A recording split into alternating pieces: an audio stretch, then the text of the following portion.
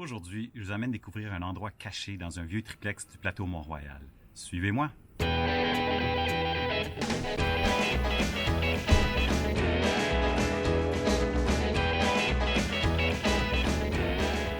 Normalement, une trappe comme celle-ci devrait déboucher directement sur le toit ou dans un espace entre le plafond et le toit. Ici, on se retrouve plutôt sur une ancienne toiture en asphalte et gravier qui a été cachée par l'ajout d'un nouveau toit. Aujourd'hui, la plupart des vieux plex ont un toit plat avec un drain au milieu, mais ce n'a pas toujours été le cas.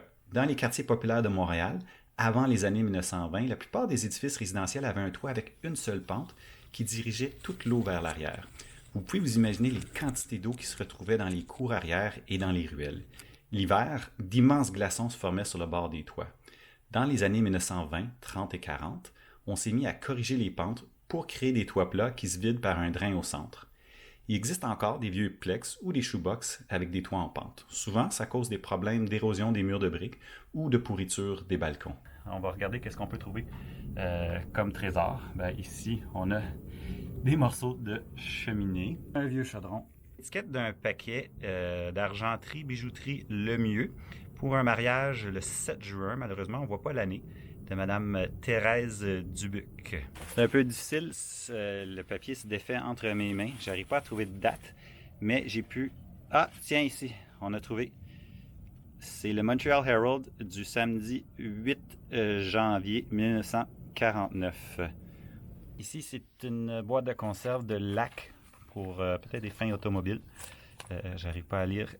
Automobile Cleaner Simonis.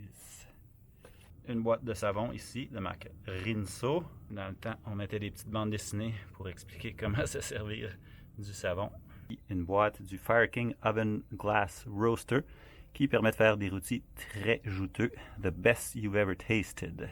Donc ici, on a la vieille trappe qui autrefois menait directement sur le toit au grand air. Et puis, juste au-dessus, on découvre la nouvelle trappe. On va aller sur le nouveau toit.